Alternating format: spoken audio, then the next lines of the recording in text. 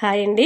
Stove వెలిగించుకొని ఒక glass నీళ్ళు పోసుకొని ఈ టైం లీవ్స్ అనేటివి ఆరోగ్యానికి చాలా మంచిదండి. కోల్డ్ కాఫ్ అంతేకాదు మలబద్ధకం సమస్యలు పోతాయి.